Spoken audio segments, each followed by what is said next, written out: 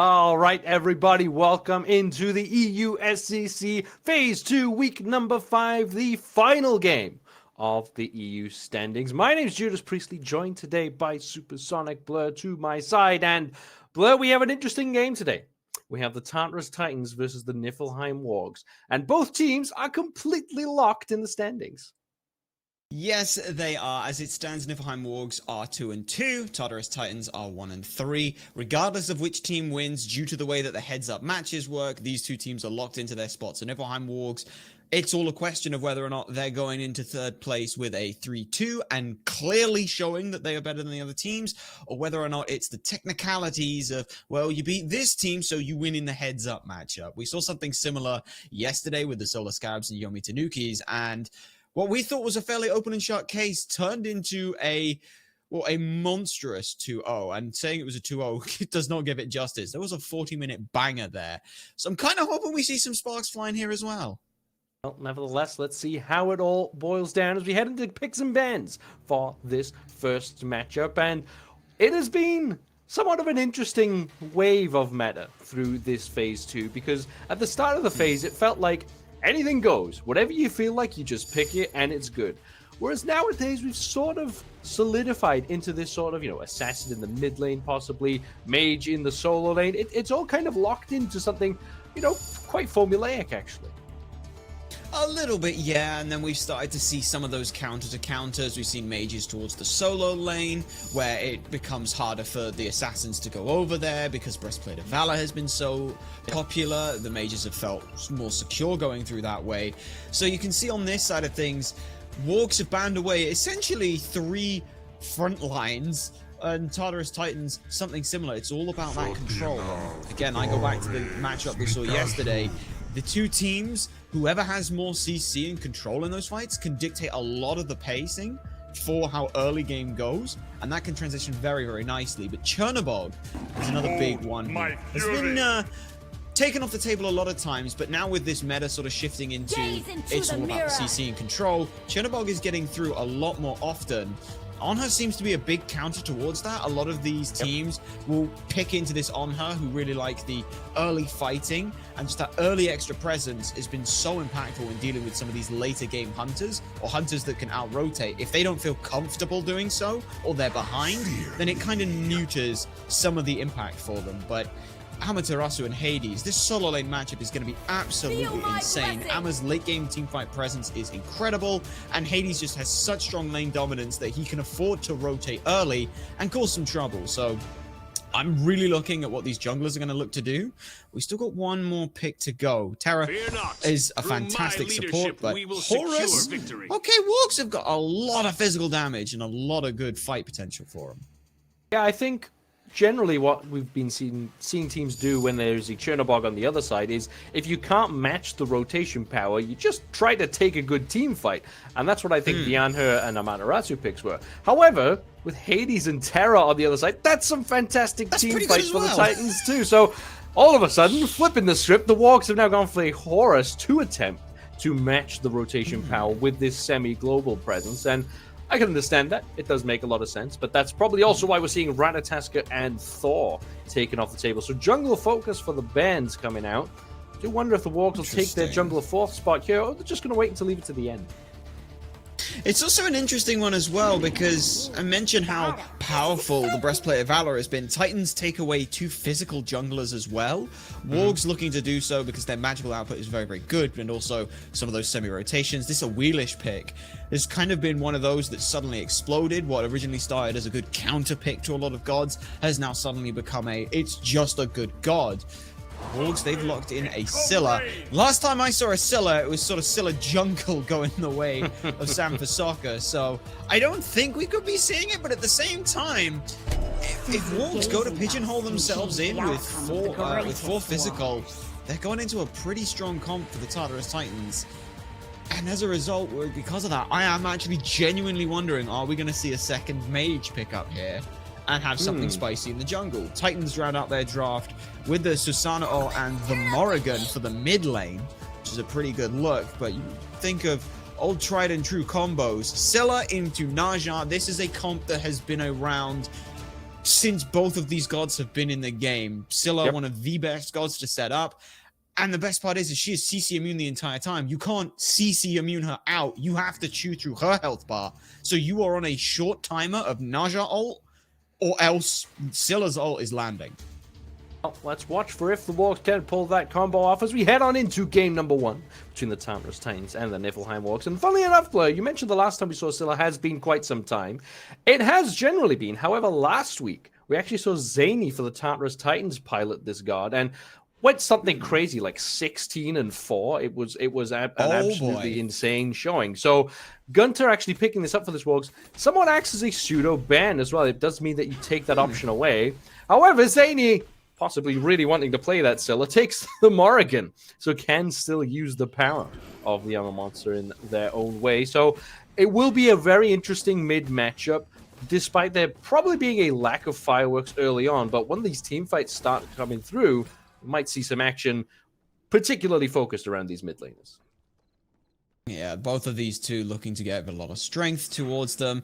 I am interested to find out how MastKiII wants to play this lane matchup. WorstTurttle very much needs to get to 5 and then can start putting out a good bit of damage. Whereas on the other side of things, MastKiII ends up having a bit more need for things to end up actually kind of like getting things going. They can fight early, they can use just that wind siphon to start pulling people out of position. They already have a lot of fight potential very early on.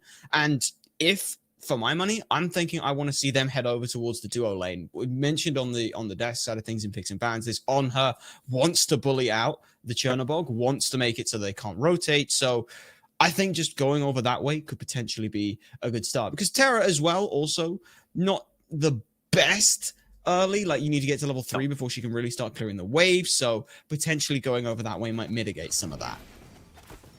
Well, already lots of pressure going the way of the Wargs, as expected, of course, with this Horus Anhur pressure, like you just mentioned. So, well, it'll be interesting to see when the Titans decide they can get a bit of a foothold into the game. It will be, of course, around those jungler rotations, like you mentioned. MastKiII and the Susano might want to take some time. Of course, WorstTurttle absolutely wants to take that time. We'll be waiting till level 5, but we're still already making the rotation over to the shield camp. Doesn't actually spawn for a while. Like it's quite a lot of time used there, but of course has the room to work with, has plenty of pressure already built up in this dual lane, so not too concerned about anything that might befall them. And of course, Blood, this is EU.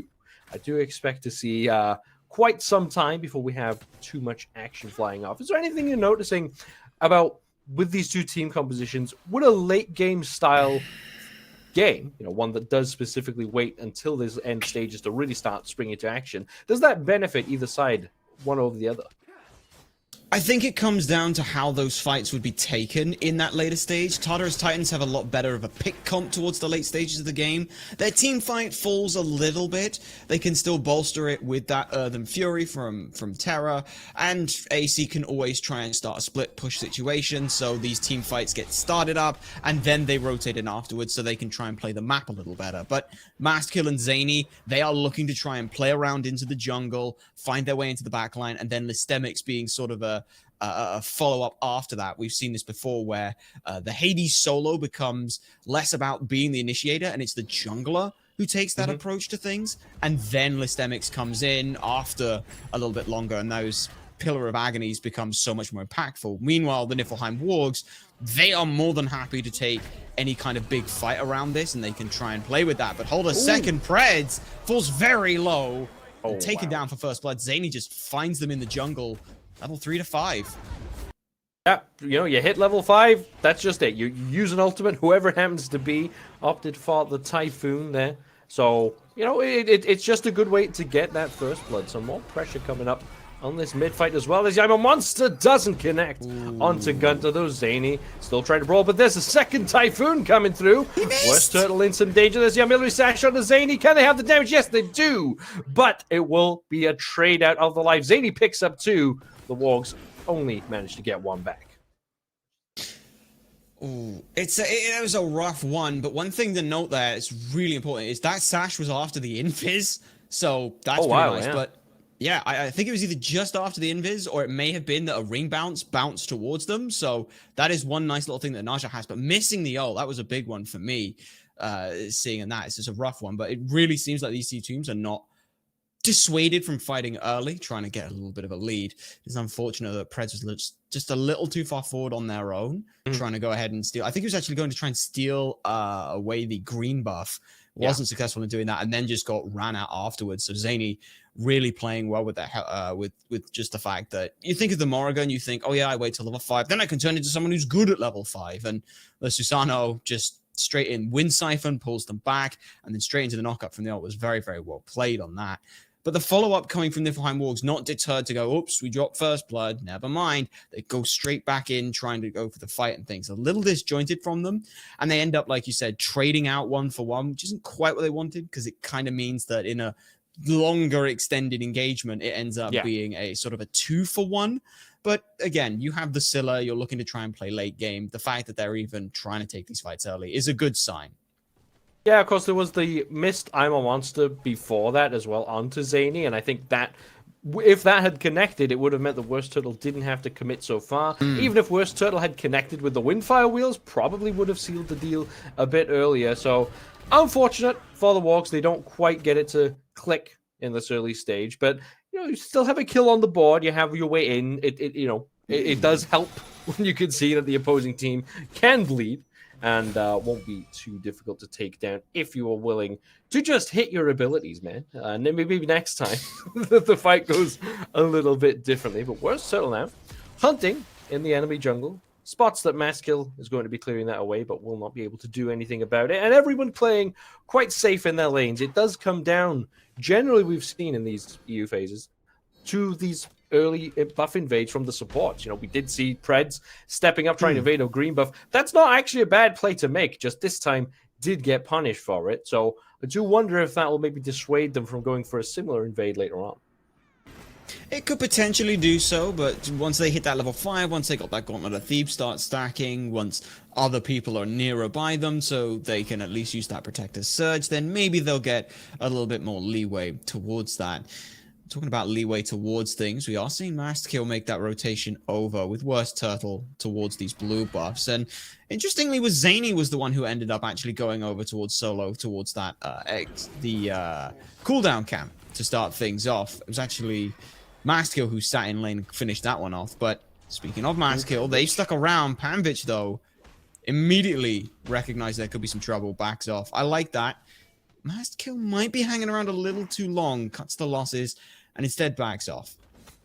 Well, not too much doing over there. Blue buffs already gone the way of their respective owners, of course. And like I said, I like what Panvich did there. As soon as the lestimics jumps in, you just go, nope, not interested. Don't want to know what might be happening next. And yeah, plays it safe, makes the right call there. Of course, Amaterasu will struggle in these early phases into this Hades for about the first 12 levels or so. After that, when we maybe see some magic defense online for Panvich, although has actually gone for the Golden Blade starter along with the Golden Gooseberries. Maybe not needing so much clear, but I suppose, for Amaterasu, you just want to get your farm as quickly as possible. That's true, and as well, the only way you can really deal with a Hades in lane, Hades gets a lot of pressure from the fact that he heals the minions after just detonating all of yours. So if you can full clear the minions before he can potentially start healing them back up, that's a good look for you. It's MastKiII on a bit of a rotation. Bakú's over here as well. Predss is the one who's pulled, but there's that Protector Surge keeping him safe. Yeah, nothing doing on the first engagement, but it does create the space for a shield buff invade for the Tartarus Titans. It's not even an invade, it's just neutral and they just take it. But they're happy with that, because needed the space created. Oh, nice juking. Everyone's just flying around the place here. No one's actually connecting. But clear signs, again, from both sides, that they want to fight over this neutral farm or the opposing farm if possible. See Panvich going for a little bit of an invade, but doesn't want to go too far into it. But this is just what we're used to seeing. Neither team wants to really take too much of a fight. It doesn't suit anyone particularly greatly. Only really lestimics is interested. And I imagine that would be somewhat reflected in the player damage numbers as well. It's been quite a passive game. But that's fine, because this is, what I want to see. for these two teams, if they are going to take these games Right. to the wire, it will be all about these major objectives on the map. And the mages will be the ones who kind of end up being a lot of the focus for it. Scylla is the only really good clear on the map, and Zhainey's best option is probably to turn into the Scylla for that, or maybe you go double Hades towards sort of a bigger fight, but we'll have to keep an eye on that. And speaking of Zhainy, I really like this build path here that they've opted for. Tier 2 of the Doom Orb, the Cursed Orb, not fully upgrading it because all they're looking for is that little bit of extra movement speed, and then straight into the CDR. This is almost like a jungler-esque type of build where it's like, hey, you want movement speed, and then you want to follow it through as Davey. It's pressured out a little bit by Bakú. Both teams really seem to like fighting around this speed buff here as Bakú tries to contest it, but AicyD recognizes, I'm not interested in fighting a fight into an Anhur right now. I'll just go ahead and grab my own buff, and Bakú has to back off because there's no way they're stealing that. Yeah, notable both supports sticking around that dual lane for quite some time now. We did see a small excursion from both Predss and Bakú over to the green buffs, but other than that, it has just been pretty much focus on the lane, get these camps sort of neutralized. You know, we're not giving too much pressure to the Anhur from either side, but also not letting Chernobog just farm for free. In fact, slight lead on the Devourer's Gauntlet stacks coming out from Davey. And of course, a bit of a divergence in the build path, because you don't tend to find that these players are picking up Executioner and Anhur at the moment. So maybe after that Atalanta's bow is finished off, then we might see some fighting coming out from Davey. I'd hope so, because if you're not fighting when you have Atalanta's bow, you may as well have picked up Dominance or Executioner. The whole point of that item is when you get a kill or assist, which involves fighting, then you gain a benefit. There is a boon towards it. But have a look at what they're doing now. Davey's actually trying to bait AC in towards a fight. They've rotated out, but AC's holding their own until they step forward just a little bit. Predss might find them, and this could be big. Yeah, that's the bees, and that's all that the Wargs were really looking for. I'm not expecting to get too much more than that. I'm not sure exactly why AicyD decided to step up. There's no shield buff there. All that could have been there was danger, and I suppose they discovered that for themselves. But the shield buff back up yet again. MastKiII lurking around. Bakú smells it out. We'll get a wall up to maybe dissuade any more aggression, but that will be the shield buff going the way of the Niflheim Wargs. WorstTurttle shows up as well, but that does just calls for the disengage for the Tartarus Titans. You say that, but keep an eye on whether or not WorstTurttle wants to go in. There are no beads on AC, so if they get CC'd enough, they may end up being a target for the Wind Fire Wheels, as WorstTurttle already full CDR in 2 items, likely wanting to just be that initiation. As soon as someone burns beads on Niflheim Wargs, that is a target on their back for WorstTurttle, and full CDR means that that's going to be happening a lot. Yeah, speaking of CDR, GunTTeRR as well on the Scylla, going for the Spear of Desolation. Again, signs that they want to get involved. Both junglers opting for this type of style. Now, of course, Zhainy on the Morrigan, a bit more suited to that assassin style of play. Of course, being able to go invisible. But Scylla kind of does that too. You know, all you need for Scylla is one rotation of abilities to have a major impact if it's connecting. And I imagine that's what GunTTeRR is going to be looking for. But now, we are just after 11 minutes in. That means the beacon on its way. Zhainy transforms into the Anhur and pays benefits of it, getting lestimics a kill onto Panvich over on this right-hand side. That's a very big kill now for the Tartarus Titans. Zhainy gets themselves another pick onto the board. But not only that as well is the fact that Panvich tried to make some kind of a rotation for an invade, but hold that a sec as Bakú forced 2 beads. Didn't mention it, but all members of the Tartarus Titans now looking to beads. No one wants to be on the receiving end of that combo. But Panvich trying to make a rotation and then getting so swiftly and deftly punished for it is pretty big. And the other thing as well is Zhainy's recognition of who do you swap into on the enemy team? Who is the strongest out of all 9 other players? Who do you turn into? And they pick the perfect answer in the Anhur. Super strong damage early, and Panvich has no physical defense, so you shred even more into them. So very, very nice pick there. lestimics ends up answering it back, gets themselves a kill, now finds themselves at least half a level to a level lead. The full breastplate of Valor online now. lestimics is nigh unkillable.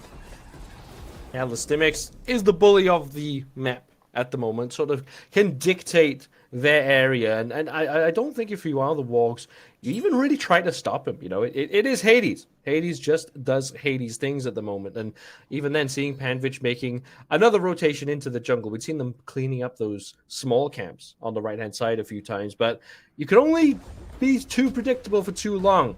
Bakú there. Nice clap there. We missed! Just to shut down anything that WorstTurttle goes for.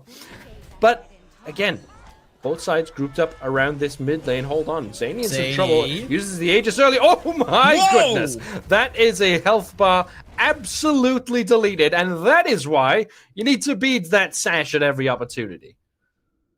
Yeah, that was a lot more damage than I was expecting. I don't even think Pie Punch caught that as AC gets caught in an awkward spot. They'll beat out damage. That does nothing. Oh, the jukes. One more shot, and Davey gets it. Oh, Bakú now maybe in some trouble. Predss actually going to the left-hand side because MastKiII has rotated onto Davey. This Anhur hits pretty hard. Will not teleport in. Up to the sky, though. Goes WorstTurttle and kills off Bakú up there. lestimics now. Blinking forward, gets the beads from WorstTurttle, but will not get anything else. A good few minutes for the Niflheim Wargs. Very good, and good follow-up as well, because Zhainy used both beads and Aegis at pretty much the same time.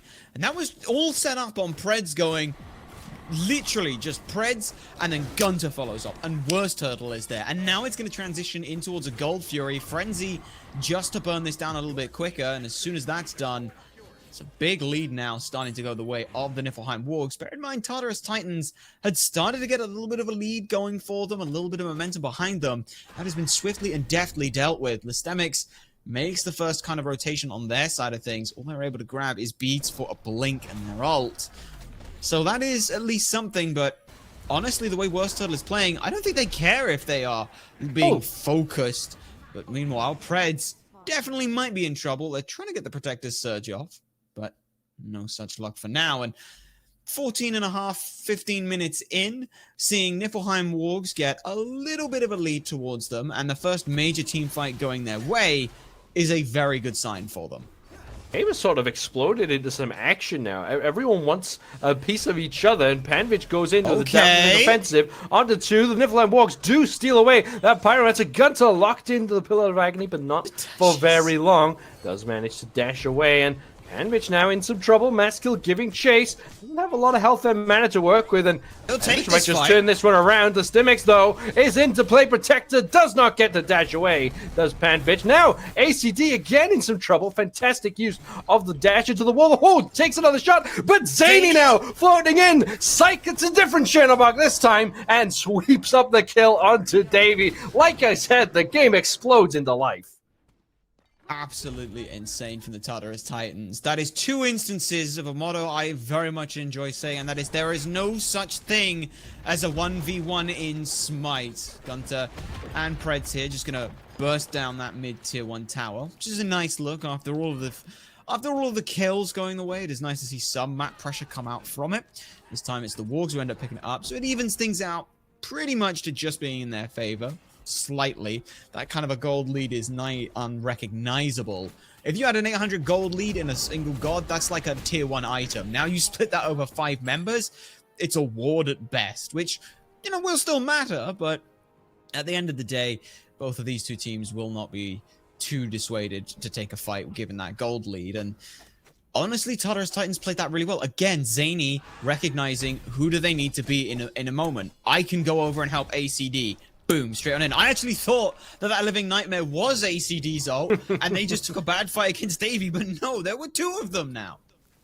Yeah, it's interesting to see that Zhainy has had the use of at least 3 different gods right now with that transformation. We tend to see a player will pick a god like, oh, I'm transforming it to Camazots, I'm transforming it to Hunbats, you know, the standard one size fits all. But in this game, it's not quite that option. It is lots of decent options, but no one dedicated option. So it is all on the back of Zhainy to make the right choice at the right time, I suppose. And yeah, like you said, Chernobog, the only god that will make that situation go in favor of the Tartarus Titans there. So made the big call, but the beacon has spawned up again. Looks like this time the Tartarus Titans don't want that smoke and are backing away. Don't feel like they can take a fight. Panvich, though, Panvich, though, might be in some trouble. It's about 15% of their health at best here, but we'll be able to go ahead and grab that one back. Niflheim Wargs are grouping here. They spot lestimics, but lestimics has started to get that lifesteal online, so if they were nigh unkillable before, it's going to take a little bit more to chew through that health bar. We do have some anti-heal starting to come online. WorstTurttle with the Brawler's Beat Stick as Davey makes a rotation into mid, and MastKiII follows him through. That's Predss up for dead, but Predss is not the target. MastKiII on the retreat. Davey still more than happy to brawl it out. Bakú takes half their HP as well with the help of GunTTeRR. I thought Predss might have been really hung out to dry there, but nothing happening just then. Chernobog ult does get expended as well. I think that was actually AicyD this time. Zhainy nearby, and we'll just throw out a clone to spook WorstTurttle. But look at the space on this left-hand side for this Oni Fury. I'm not sure the Titans can do anything about it.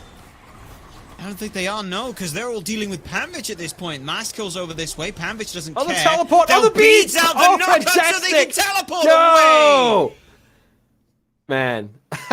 Okay, that is the best use of beads I've ever seen in my life. For anyone who doesn't know, teleport is obviously quite a long channel that does not get interrupted by damage, but does get interrupted by CC. And it has to be hard CC, for example, a knockup or a stun. The only knockup the MastKiII had available to them then was that Cyclone, but the beads used while channeling the teleport. Fantastic play from Panvich. I'm gonna be honest, I didn't even know you could do that. I thought you were hard locked into place and just had to wait out the timer. That is a beautiful use of beads right there. I want that on a clip just so I can replay that over and over again so I can fall asleep with a smile on my face because that was so nice. The rest of the team gets Oni Fury at the same time. Panvich pulls 2 over after getting themselves a proxy farm, meaning that the wave goes into tower and kills that off. It's all coming up Millhouse for the Niflheim Wargs as they're going for their second pyro. It's already low. The Typhoon comes out very fast, but does not get the steal. Niflheim Wargs take yet another objective. Fire? And you know what? They just say we're going for fire. Still have the I'm a Monster in pocket. Baits in lestimics, who does use the beads. There's the Pillar of Agony. Needs a lot of help. There's the Terra ult as well. Does whatever they can, but it's not enough. Davey picks up that kill, and Bakú finds himself isolated. Now dashing in goes to AicyD, who has to dash right on back out again. The damage is good, but the Aegis is better, but only lasts so long. Zhainy has the Typhoon of their own, as the Susano, but doesn't have enough damage. Has to use the beads, has nowhere to go though. 4-kill swing for the Wargs. What a fantastic play. Straight off the Pyromancer, they see MastKiII doesn't have the ultimate to try and contest. They know that AC's over in the left lane split pushing, doesn't have ult on timer, so they force the fight early. Lestimics burnt out immediately, and I love that call. If Hades is in that pillar ult, the only thing you can do is turn and burn, and with the anti-heal they have online, they can do that immediately. Zhainy tries to come around the back. They take a wide pathing, following some of their ward coverage, and then try to sneak on behind them in the invis. Unfortunately, by that point, everyone else is just getting run down. So instead of taking a weird 4v5, Tartarus Titans take a 1v5 3 separate times, and surprisingly enough, 3 separate members end up falling. Fire going the way of Niflheim Wargs as well. A 7,000 gold lead springs forth from practically nothing but pure aggression. And Tartarus Titans now need to find out how they're going to try and deal with this. If Niflheim Wargs are playing this we don't care kind of playstyle of just turn and burn whoever it is, Tartarus Titans cannot afford to be lackadaisical with their positioning or where people are. They have to start grouping now. The only person who can really start looking for that kind of play is AicyD, and even then, they have to be so careful of when they time their ults because they may show up to a fight that's already finished. Yeah, it's a really tough situation now for the Titans. Of course, with not just the 7k gold lead, but also the Fire Giant on 5 for the Wargs. You either take a defense at your base, and there's only 2 tier 2 towers standing, so very likely to be at these Phoenixes instead. Or you could choose to split push with AicyD, but like you'd mentioned, that Living Nightmare has to go to an enemy. If all 5 members of the Wargs just decide to stop you, there is nothing you can do about that. And of course, plenty of damage in the back pocket as well for the Wargs. Now, Bakú feeling the brunt of that damage as this tier 2 tower in mid falls down. Looks like the Wargs are just going to back up, take this next beacon, maybe look at Primal Fury and take it slow. Is that what you would advise them to do in this situation? I don't mind the call. Like when we see first fire giants, that is not a fire giant that you have to go, oh my god, we got fire, we have to win the game. As it stands, they are just putting themselves in a far better position. They're going to get another Fury out of this. They're going to get another beacon. The Titans are now going to start marching down one of the lanes. I believe it's going to be the left-hand side, which is great for the wards. That's where they want to try and siege and get this last tower. If this fire giant grabs them 3,000 gold in towers, plus whatever farm they can strip away, that is fantastic. That sets themselves up a 10,000 gold lead and a perfect position for the next fire giant. Whereas if Tartarus Titans get this next fire giant, well, all they're going to be doing is leveling up the playing field with grabbing some of these other objectives, like the towers, for example. So Niflheim Wargs here recognize this is not the be-all, end-all. If they get this Phoenix, brilliant, fantastic, great for them. If not, well, they're still in the next great position for the next fire. And as you can see, they're more than happy to take these fights as Predss uses both bombs. They get mid-Phoenix. Well, mid-Phoenix down, but the fight's on left. Lestimics already used the Pillar of Agony, has nothing else to give. Davey, though, falls down to Zhainy, who picks up 2 kills. Make that a triple kill for Zhainy. Really battling back for their team. Now, WorstTurttle trying to retreat away from MastKiII. Actually wants to take the fight for a moment. Fantastic Obelisk in the way. Now chasing forward are the rest of the Tartarus Titans. WorstTurttle is taking a very, very long time to go down. It is just a matter of time. On the left side, Zhainy's actually pushing up with this Titan. They have to go for this fight, but the ring toss is very good. And AicyD gets finished off by WorstTurttle in a literal 1v3 situation. MastKiII has to retreat. They can't stand to the Turtle Man. And that will be a fair victory for the Titans. WorstTurttle with a celebratory firework. And will on just back away. What an engagement there. Zhainy comes up absolutely aces in that. 3 picks. That is what you want from a Morrigan. You want them to be able to walk into the back line, blow someone up with the Polynomicon after the stun, and then transform and do it again. I think Davey up-downing into lestimics ult. I mean, you're not a solo laner. The only people who get to up-down with that kind of stuff are solo laners. I don't think that Davey could afford to do that, but even so, they do manage to grab that mid-Phoenix. Pred's the one who just burns that down with 2 runic bombs the second they can. So it's not all doom and gloom for the Niflheim Wargs. Argue that the siege took place in mid lane, 3 for a Phoenix. You'd say it's not clean, but it's worth. Yeah, it was an interesting play that came out from Predss as well. Actually had both runic bombs in pocket, so decided to Horus ult the minion wave into the mid-Phoenix and then just double bomb it. And I love it. It actually seemed like the Titans were aware that that was happening, but maybe not expecting the double bomb, so weren't in position to delete those. Then they tried to take a fight on left, which did, of course, go their way, but you've already lost the Phoenix at that point. And, you know, the Niflheim Wargs are actually losing the Fire Giant buff right at that moment. So not a huge loss anywhere for the Wargs, but at least the Titans get that golden pocket from these kills. They get something on the board. But this next Fire Giant already been started up by the Wargs. It has been. AC's just going to split push this out, but the Frenzy's used. Niflheim Wargs take that with no contest because the Tartarus Titans, they're just trying to pressure out the map, push out waves as far as they can, spend as much time as they can getting these waves away from their Titans, so Siege is going to take that a little bit longer. Titans have both been dealt with now, so no Titan is going to be doing a runner from the base like we saw yesterday. Unfortunately, though, they might want to, as Niflheim Wargs, look at GunTTeRR. Full build now, Rod of Tahuti online as well, so rated edge for WorstTurttle. They've just got penetration out of the wazoo, wherever that is. iDavy finishing up their last item, not going towards a dominance, instead saying, I've got enough pen. They just want attack speed and to start hitting out more damage. And I love this sort of mentality on them, because those procs were looking for invis, looking to stop blinks, looking to stop members of Tartarus Titans being able to engage when they want. Plus, iDavy just wants good attack speed right now, and that 30% will do more than enough for them. So Niflheim Wargs looking at the next siege here. Now, this one could be an end call here. It's the second Fire Giant. The base has already been broken.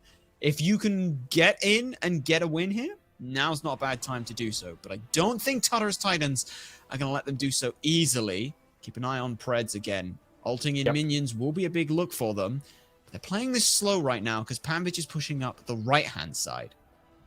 Now looking to have a triple-pronged attack here with a last fire minion wave barreling down the mid lane.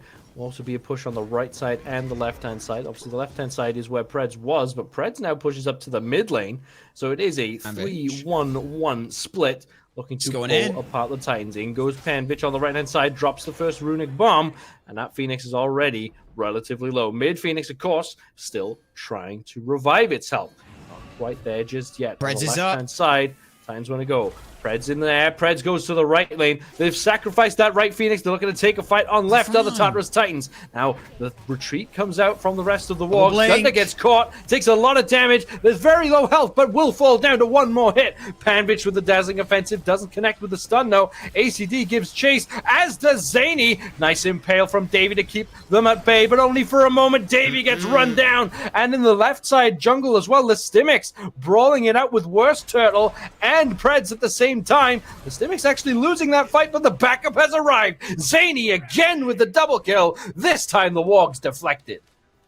You cannot put both of your front line into a siege. If Predss goes up, that needs to be the rest of the team is already backing up. I get the idea. Wargs wanted to play that where they're threatening with Davy, with GunTTeRR, with WorstTurttle. They're threatening the Phoenix by being there. The problem is, the second they see Predss ult go through and it's going to the right side, they don't care. They give up that Phoenix. There's no way to defend it, so they just all in commit onto every other member from the Wargs, and there's no peel for them. Panvich makes the rotation through with the teleport, but it's too little too late, and they're going to lose their own mid Phoenix in return for it. Oh, so the Tartarus Titans can answer back, but AC gets blown up by Crush, and now it's on for a chase.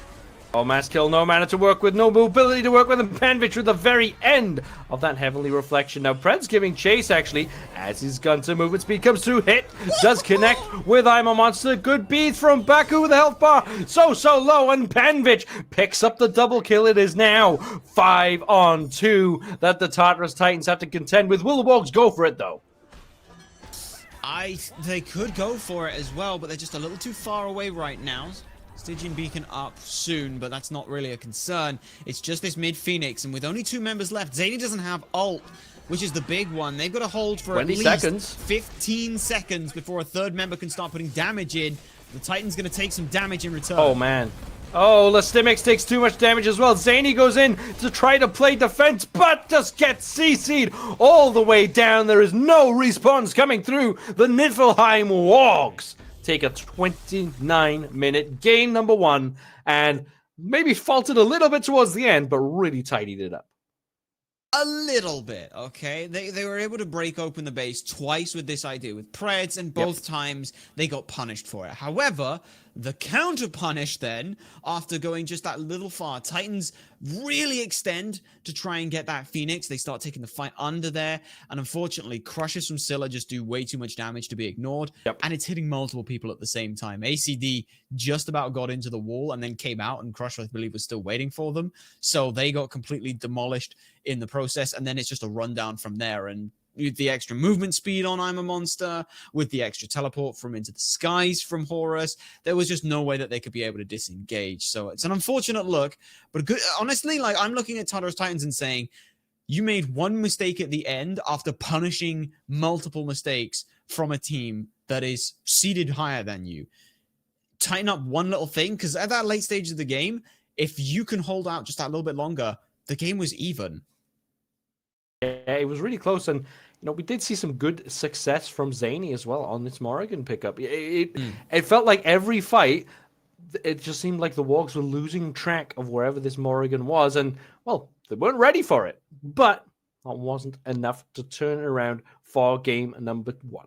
However, we still have at least one more game to go, so we are going to head for a short break, and when we come back, we'll bring you game number 2.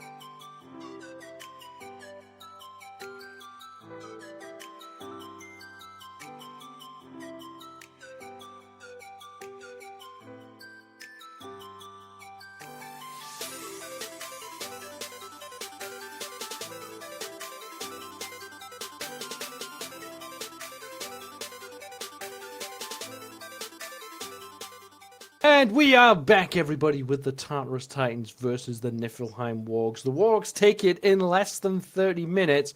Do you think that was much of a problem for the Titans when it came to their draft, or was it just based on what happened on field?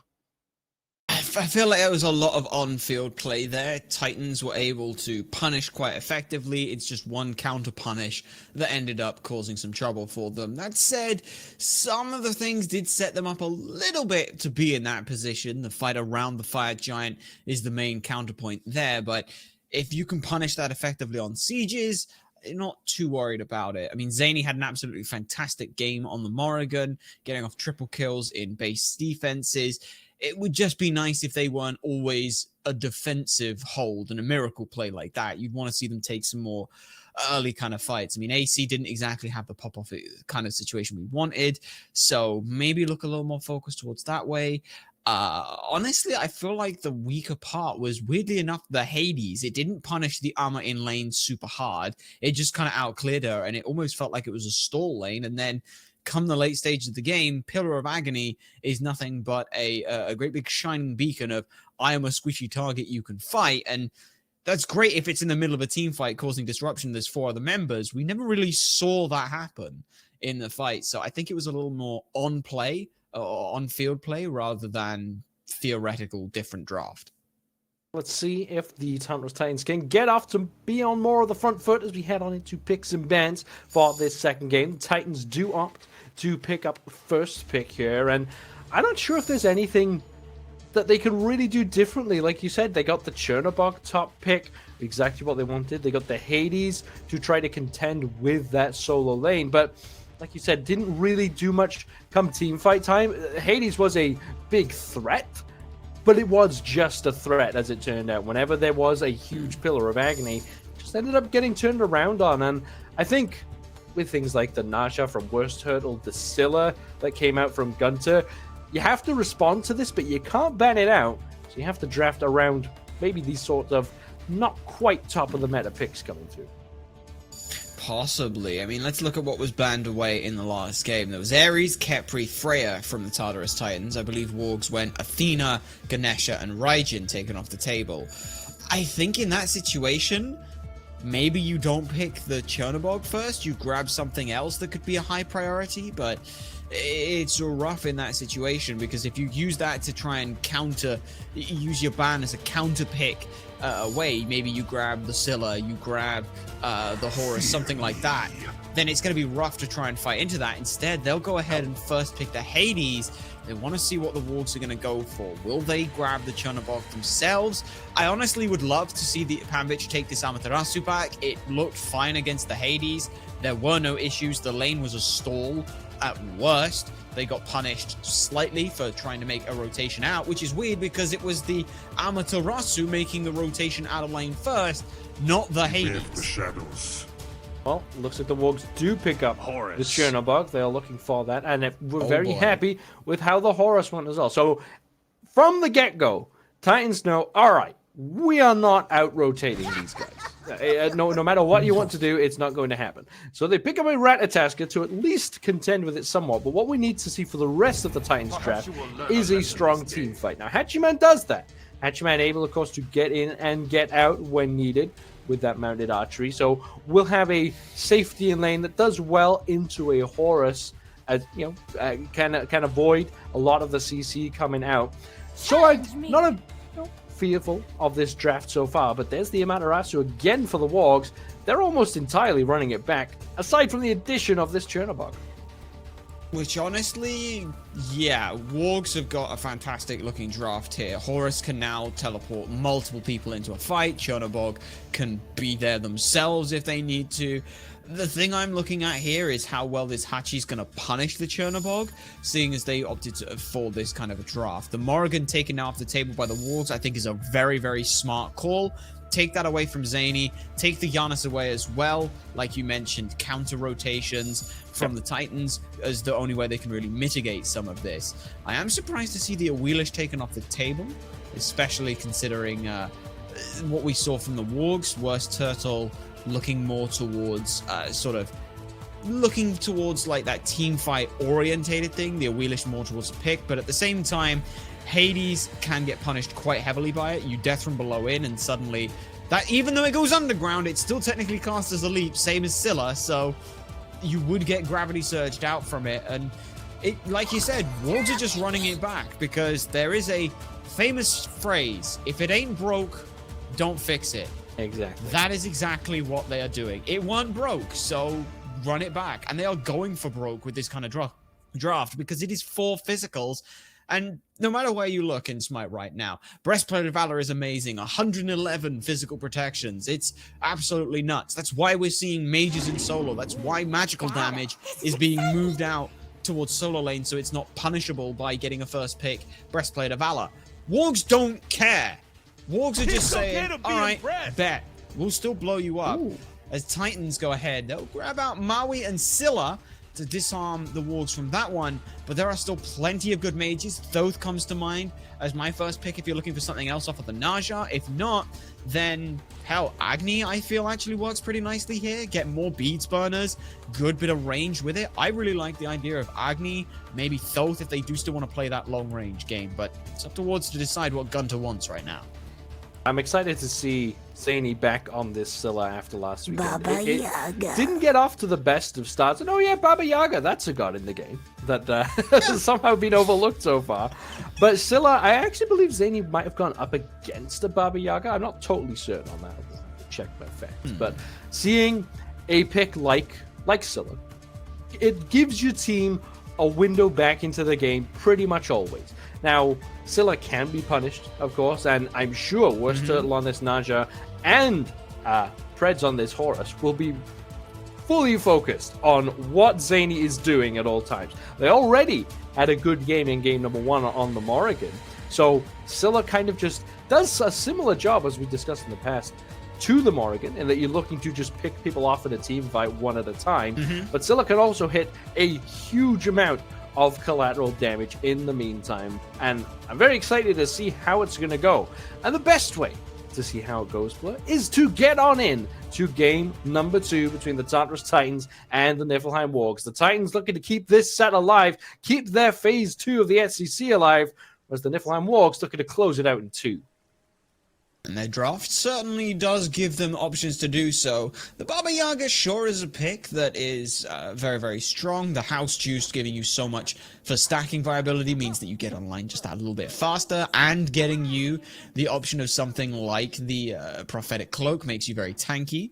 So it is a very strong pick. I'm not sure it necessarily synergizes. Like, I don't think Home Sweet Home damage coming through down from the Windfire Wheels, it's going to do insane damage, but it will still do damage, which is ultimately what you want there. And Zhainy, if Zhainy isn't the target of the Naja ult, then Tartarus Titans do have that potential to punish the Naja on landing, because sure, Naja takes someone up and lands.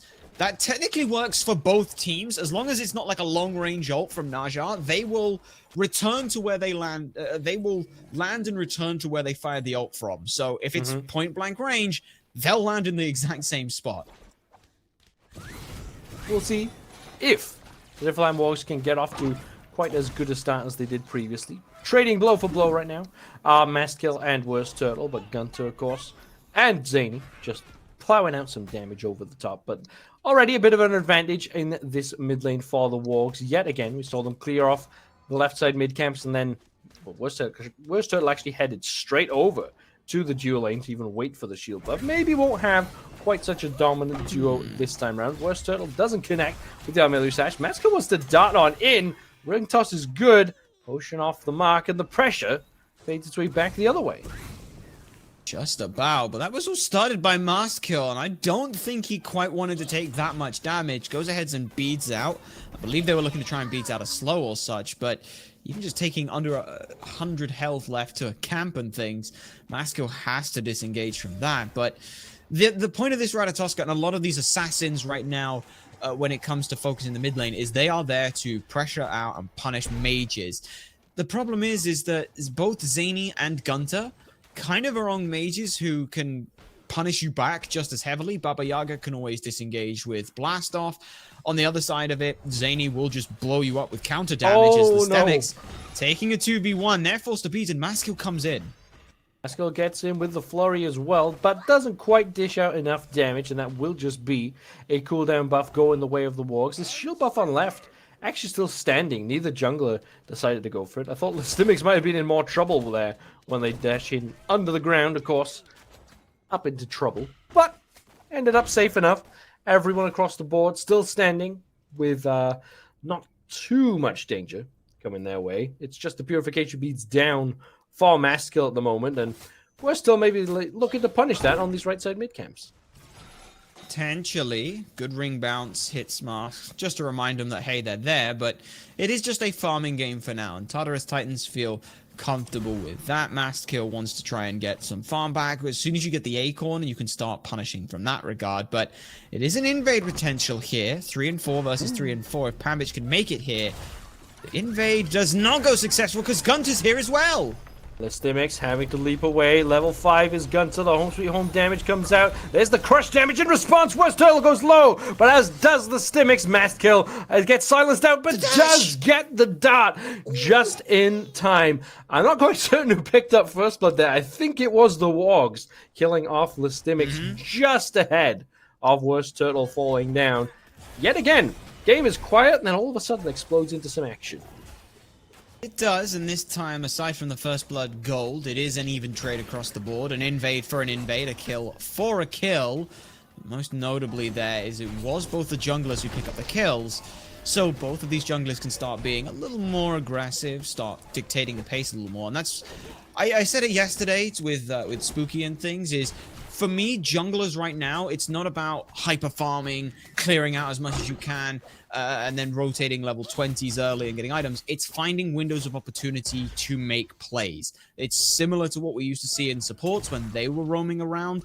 You are there to try and tip the scale in one way, whether that's the 1v1 in mid becoming a 2v1, the solo lane matchup becoming a 2v1, or a 3v2 in the duo lane. That is kind of what these junglers are around, and then it's finding that follow-up for them, which can be a little bit where things get awkward, especially early when there's not gold fury, when there's not shield buffs or cooldown buffs available. But now that those things are starting to come online, I wouldn't be upset if Tartarus Titans or Niflheim Wargs started to make plays towards tipping the scale in their favor for one of those gold furies. Both of these teams can kind of look to fight a little early. The Scylla less so wanting to fight early, but more so being able to say, I'm a monster, secures us a buff. But MastKiII, again, wanted to try and take a fight with ults, or with abilities, I should say, from both of the two. The WorstTurttle, the worst for wear of it. That will just back to base as they were looking to do anyway. It's still quite some time until this blue buff does spawn, so MastKiII, unfortunately for them, will not find anything of value on this right-hand side. Maybe a cooldown buff for their troubles. But like you said, everyone wants to make this play at these camps, but no one wants to overcommit too far. We are seeing actually Predss rotates over here to this right-hand side because they're so aware that MastKiII is planning on doing this. As there's overplaying your hand, and then there's just straight up showing it to the other side, and that's what MastKiII had done. Instead, opts to go for this rotation to mid lane to put some pressure on the GunTTeRR. But again, like you said, Baba Yaga not really concerned by a jungler just showing up in lane, and can clear the wave relatively safely. Pretty good as WorstTurttle throws out the sap, more so pointing at where MastKiII is. But now the potential invade is not successful. Death from below grabs the buff. But I like how it was there. Predss, as soon as the invade is started, WorstTurttle is on clearing duties. Predss is the getaway vehicle. They'll go ahead and burn the ultimate for it. There's actually GunTTeRR has used the ult as well in mid lane.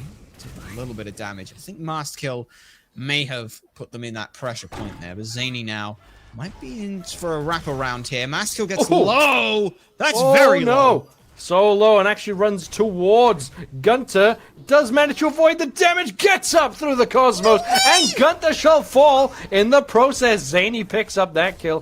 Bakú cut all the way off. Zhainy trying to get away. Can't get through the bubble. And will fall down to Davy. Making the long rotation over with a Living Might. Now, that was a 5-man rotation. Because Bakú somewhat inexplicably finds themselves all the way behind the tier 1 tower in mid lane is looking to just stall and take more and more time, but not really going to find anything of it. It is 2 kills in favor of the Wargs. It is, but like you said, Bakú just trying to take as long as possible to die there, pull them into some awkward positions. I don't know if Niflheim Wargs can really look towards this Gold Fury. However, it will be towards the shield buff. AicyD spots it out on a ward and is like, I don't want to fight that. Thinks it's just a 1v1, but there's no such thing as a 1v1 in Smite. Predss forces beads, and now MastKiII is here to make it a 2v2. Looking at this shield buff, and yet the Tartarus Titans do manage to secure that even after all of that exchange. However, that is the purification beads now down for AicyD, so certainly has to be wary of where WorstTurttle is at all times. I do wonder though, Blur, why WorstTurttle has opted for the purification bead instead of a blink of good damage onto GunTTeRR, but House comes out, not enough damage, and MastKiII actually, let's be careful, that does hurt. Home sweet home. Funnily enough, Blur, an ultimate ability does decent damage, and you do have to be worried about it sometimes. You shock me. You shock me. That is what a insane revelation. to think about. I know, right? I thought the ults were all just there for utility and CC. Hold on. Maybe. No. Nope. I thought there might be some aggression on this left-hand side, but nothing comes of it so far. But WorstTurttle is still lurking way in the backside. Now crosses a ward, so Bakú and AicyD immediately turn attention to their target. Does get hooked in, though. The Masterful Fisherman, MastKiII's nearby as well. WorstTurttle, though, does get the dash on out. Now, has to retreat, running far away. MastKiII surveys the options and decides better of it. We'll just go for some invades again, but yet again, aggression coming out from both sides, but the counter-aggression is just so good. It's good work from Niflheim Wargs right now. Just not, like you said, overplaying their hands as Bakú and MastKiII are at the red buff. I'm not sure this is where they want to be fighting right now, and Bakú's actually left fairly high and dry. Solar Swing gets him over a wall, but there's still 2 members around. GunTTeRR punishes aggressively. That was quite the excursion that 2 members went on as iDavy goes ahead and ults back to lane. AC might be in trouble. They'll ult and get away instead. I'm not 100% sure that ult was needed, though. Panicky, it feels. Yeah, also seeing Bakú twice now has found themselves walking around behind the tier 1 tower in mid of the enemy team, and twice has fallen down. It's almost like you're not supposed to go there. Maybe this second time we'll send the message to Bakú. But with the mounted archery down, does mean that iDavy considering a pull on this Gold Fury, but maybe not quite having the damage just yet. No fully stacked Devoure's Gauntlets, no Atalanta's bow finished off just yet. So still a grouping though, nonetheless, on this left-hand side. And so far it's been Wolves outnumbering the Titans at every opportunity. In goes WorstTurttle onto Bakú. Goes for the landfall. Doesn't connect with anyone, though. Knocked up towards the wall. Tried to solo swing away, but that will be a Windfire Wheels to finish them off. MastKiII and Zhainy, though, lurking around. The crush comes out. Good damage on a MastKiII from GunTTeRR. AicyD is around, but does not have the mounted archery still, so cannot punish WorstTurttle. Again, another pair of kills go the way of the Wargs. And Zhainy went into the ultimate, but instead cancelled out of it when WorstTurtle's ult went off. I'm surprised to see that they did that. That could have been the turnaround punish onto WorstTurttle from over the wall, but instead, because they didn't have vision on it, they weren't willing to gamble on it. So instead saying, all right, I've ulted, but then I'll just drop it. Maybe they still think I have it, can still show up as a little bit of a threat and a bait out. The crush still does good damage, but not having the ultimate available there, really unfortunate for Zhainy and the rest of the Tartarus Titans now, as they are being tripled in kills as we come on into the 11 minutes here. But thankfully, gold-wise is not too far behind for them. Bakú again, very far forward here. Predss a level and a half to 2 levels on them. Means that this Maui cannot really be as impactful as they want to be. AC again forced to ult away. You know, you do pick Hachiman for the option of a defensive ultimate, but that doesn't mean you want to use it. A ring toss, it's both the MastKiII and the Gold Fury simultaneously. Okay. WorstTurttle now, maybe getting engaged on, but instead, MastKiII looking to the left-hand side, looking for iDavy, but iDavy's in the wall. Zhainy puts out some damage with the crush. AicyD has fallen due to the pylon. Coming out from the Wargs. Bakú now, isolated from their team, falls down yet again. Gold Fury in some danger, and I'm not sure the Titans can do much to steal it away. Wargs have been so good at congregating and coalescing into their target focuses here. Tartarus Titans, they feel a little scattered, like they're meandering together in this swath, but they haven't quite thought, well, who are we fighting? How are we going to play this? What's the goal? They're just like, we need to be at Gold Fury. And that's at least good. They're recognizing where the rest of the play is happening. But Wargs, by the time they're at Gold Fury, they're like, right, who's the target? How are we picking them off? Can we fight here? Are we doing this? Like, we've seen WorstTurttle just throw out ring bounces. And it's, all right, it's hit MastKiII, it's hit Bakú. Can we fight off that? Can we punish them with that? And the answer is yes, let's do it. And as soon as that happens, all right, more members are coming in. Can we switch up the targets? Davey goes in aggressively on AicyD. MastKiI's like, oh, I got to fight them. As soon as that stuff's happening, everyone who was on Bakú is just turning and burning down on AC, and they're winning off these fights. Niflheim Wargs are pulling and pushing Tartarus Titans exactly where they want to be and punishing them for Tartarus Titans making the choices that they physically have to make. Yeah, like you said, the Wargs are just out-rotatable. Every single time, if the fight goes wide, the Titans are going to be stuck in a situation where they have to make a decision. Now, Bakú fighting back against WorstTurttle. Amaterasu slashes down. Good pluck in. Oh no, goes far. Little landfall, but doesn't connect. Zhainy goes in for it. Does not get the crush. Now GunTTeRR just churns out a chunk of damage in response. That's an attempted engagement. AicyD, though, goes aggressive onto Davey because there's the knock-up, but there's already a to the sky coming through. Bakú falls down yet again. 5 deaths for the Maui so far. Only 24 stacks on the Gauntlet of Thieves. This is not one of Maui's brighter days. Still single digits as well in levels means that it's so difficult for them to make an impact as MastKiII now. The un-rotationable skills from Niflheim Wargs paying dividends again. I want to mention as Predss joins the party, I love how Predss is using this Horus ult. They're not using it after the engagement or after they've got what they wanted. They are channeling it, knowing the team has the damage output to grab it. And now they're looking at burning Zhainy down. My goodness gracious me, that damage is insane. Damage is great, forces out the Aegis as well. Bakú's still trying to battle back, but you need to do some farming, buddy. You don't have a prophetic cloak to be looking for these engagements. You really need some levels on this Maui, because now you just get sashed in. Frenzy comes through. Not a lot of CC just yet, but there is the stun coming out from the fracture just about. Bakú will survive. Now MastKiII dashed in after the fact, gets taken away from the fight. Bakú goes back in and falls down for it. MastKiII, low health, has to retreat, but here comes Panvich, swerving around the backside, finds AicyD low. AicyD nowhere to go, swiping and slashing his Panvich. Another member of the Titans gets away with a low health bar, but all the while, the Wargs managed to take down a tier 2 in mid lane, and they haven't even needed Davey, who's been split pushing on left. Predss was to go in again, though. Hold on, lestimics still does decent damage, but gets baited in to the lurking under the ground, and now goes for the Pillar of Agony, gets blown up in the process. WorstTurttle gets a sash on the MastKiII. Can they get at least one kill? Yes, onto Predss. Zhainy will pick that one up. MastKiII trying to find yet another. Panvich gives chase, can't find this other low health bar for the Titans. A scrappy engagement all the while. Davy's just been farming, and that means the Wargs can take this Pyromancer. What a bloodbath of a fight between these two teams there. And it's so unfortunate. That whole fight could have gone so differently. Zhainy holds for just too long on the ult because they're trying to see where did WorstTurttle land.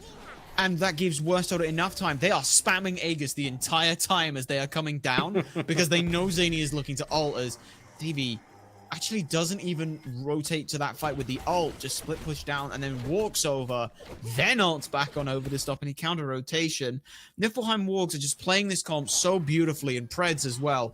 He paid for the whole damn health bar, he's gonna use the whole damn health bar.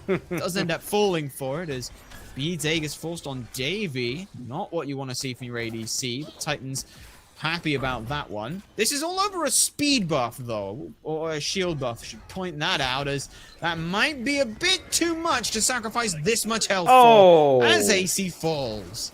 AC falls from the horse. Bakú had leapt over the wall to get away from this fight, but leaps right into GunTTeRR, who eventually takes down that Maui. 0-7 now for Bakú. It's been such a rough time for pretty much all of the Titans. It felt like the lestimics was the only one having a quiet time, but even they've shown up to the fight, only managed to get 2 deaths.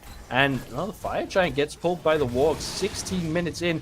Zhainy wanted to back, but has decided they're going to have to try to show up to this fight.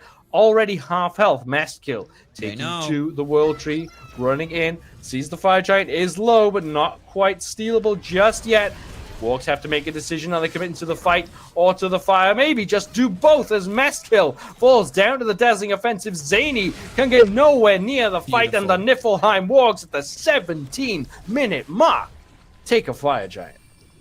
So beautiful there to hold on for that runic bomb. You know you've got that for your secure. Everything else is just baiting people in. WorstTurtle's Aegis comes in clutch, as unfortunately Zhainy cannot find a home for this ultimate. And that was the entire thing, is baiting people in. MastKiII goes in, they're not fighting the Fire Giant. MastKiII tries to leave, they're still not fighting the Fire Giant. As long as they have eyes on everyone, you saw WorstTurttle ulted out lestimics just so that they couldn't do anything. Predss pops out the frenzy, they burn it low, and then everything else is constantly forcing the Tartarus Titans to try and find their way in. Is literally dangling the Fire Giant on a carrot, saying, "Come on, you want it?" Or on a stick. It's usually the carrot on a stick. That's what I'm thinking of, though. It'd be impressive to dangle it on a carrot, I suppose. But they're just dangling it there, waving it in front of their face, saying, "Come on, this is a Fire Giant. This will be your way back in. You want this? You should get this. You don't want us to get it." And they punish every mistake that Tartarus Titans are forced to make. Now, I do think the one saving grace still, as we mentioned in Picks and Bans, is this Scylla for the Tartarus Titans. We've seen Zhainy dish out considerable damage, comparable to AicyD, but AicyD has also fallen down twice so far. Predss steps up and just sweeps away a shield buff. A green buff says, "Thank you very much, I'll take that." Bakú still waiting for their second relic, means that this Maui is just not providing the support they need. And actually, the left-hand side, Davey and WorstTurttle step up, force a reaction. Like you said, MastKiII can do nothing about it. Tries to get through the Cosmos and cannot do it. Now this left side feed's actually under some duress. Bakú does go in and get some decent CC. That might deflect the Wargs' push for the time being. And in fact, Sick'em Crush combo coming out from Zhainy shall be enough. But the Wargs still want this. They're grouping up as 5. They are. Panvich is round. It's all just about WorstTurttle forcing their way through. lestimics gets a big ult into the back line, but look at it. It's just a turn and reset. I'm a monster. Zhainy Lands a home, but it's not enough damage. Bakú does get killed off, and maybe this was the right choice for the Wargs. After all, they do eventually take a decent fight and still clean up this left side Phoenix. 19 minutes into the game, they're looking to break their record of game number 1. And they're on good pace to do so now. MastKiII looking to try and loop around the back, but that is a level 13 Ratatoskr against everyone who's higher level than you by far and away. Even Predss are higher level, and this is just out-mechanicking your opponents at this point. We've seen teams play like, oh, we'll play these scrappy team fights, we'll play these go to the late game, we'll punch you in the early game. Wargs have just said, we'll do all of those this game, because they've got better CC, better engage, better farm, better players at this point, honestly. There's a 14,000 gold lead here at 20 minutes in. And admittedly, yesterday we saw something similar, and that game went for 40 minutes. But there ain't no Aphrodite to try and save you this time. Tartarus Titans, it's all on this Scylla's damage. She's so close to getting online. And sure, she can hold on some of these Phoenix sieges. The Crush clears out the wave almost instantly, if she can get close enough to do that. The second a minion enters the Phoenix range, as long as someone else is in there and the Phoenix doesn't get reset and it's not firing at anyone, those backdoor protections are gone for as long as it takes. And Niflheim Wargs, they've got enough healing and enough tankiness in their team that 3 members of the team could quite comfortably tank that up.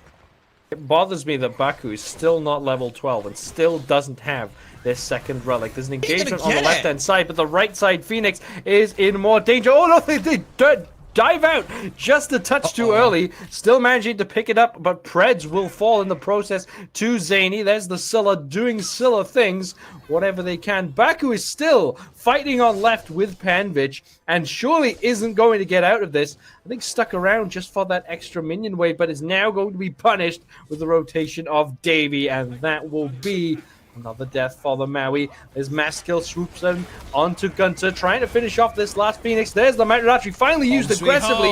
MastKiII trying to put out the damage, but doesn't quite have enough. Zhainy now steps up. WorstTurttle takes the brawl, gets a good read, and the double potion finishes off the rest of the Tartarus Titans. WorstTurttle and GunTTeRR still survive. The final Phoenix shall fall down. Bakú is going to get alive. Please take over to level 12. I beg of it, but WorstTurttle goes all the way into the fountain. lestimics gets the kill on that, but the Titan will just be falling to the rest of the damage. The wave comes in. Bakú, we shall never find out what that second relic will have been, but the Niflheim Wargs make clean, quick work of the Tartarus Titans in game number 2. 22 minutes, half a level a minute. Can I just point out that is absolutely insane? Usually we're measuring metrics of how good a team is doing. Oh, level 20 by 20 minutes. That just goes to show the exact opposite. 1 level every 2 minutes is absolutely insane, but that final fight, the way GunTTeRR is just positioning themselves, it is an all-in commit on GunTTeRR. MastKiII dives in for them. The Hachi ult comes out to dive in for them. Scylla dashes forward to get to them, and they just hold and hold and hold. And then when they're out, they recognize, I've got a silence. I can be of use to my team. My team's coming in. I've got heals on the way. I've got Fire Giant. They go back in, and that silence completely disrupts the entire fight. And what looked like a slightly awkward siege. They get mid. They get all 3 Phoenixes down. I thought that was going to be a backup next fire, and then it would be fine. But no, it turns and burns, and that is a 22-minute game. I think that's one of the fastest we've seen this split. Yeah, it was insanely fast. You know, it really can't be understated that is not usual for a game to go this fast. And I don't like to have been harping on to Bakú a lot about this Maui pickup, but it just didn't work. And I don't think that's totally Bakú's fault. I think the pace that the Wargs were playing at, especially with WorstTurttle, just being around wherever they were needed. I think Predss was just completely on the ball, like you mentioned, going with that ultimate, just using it before it even got to a dangerous situation. You know, they weren't always using it just after the fight or just to get people from one place to another. It was more about stopping anything the Tartarus Titans could do to counter engage, and that's just spelled out. That is why there's only a few deaths on the side of the Wargs. And conversely, there are a lot of deaths on the side of the Tartarus Titans trying to push it through. I mean, you look at some of these damage numbers and things. 13k is the most that we saw coming out from anyone. 10,000 more from GunTTeRR coming through, and 4,000 healing from Predss as well. Just that little constant ticking people up. Constant pressure there. Structure damage from iDavy. I absolutely love seeing this kind of stat, especially on my Hunter.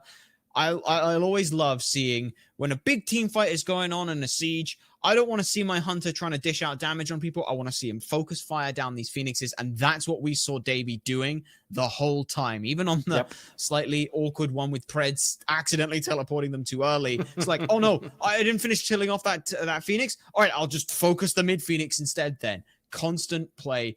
And the way the Wargs were in these team fights was so good. You can watch this game back 3-4 times, looking at every member of the Wargs. Just watch how they play these team fights. Look at their target recognition and how quickly they reassess the situation. Every member communicating through, and every single one of them coming up big in their team fights. It was big for the Niflheim Wargs, and it's a sad end to the phase for the Tartarus Titans. We'll not be seeing them rest of this season, but we will be seeing the Wargs again soon. But that is it from us at the EUSCC phase number 2. It's been an absolute pleasure. I've been Judas Priestley, joined today by Supersonic Blur, and of course in the background we've had Printers and Raptor providing all of the visuals for you. That is it from the EUSCC, but do not go anywhere. SPL's up next.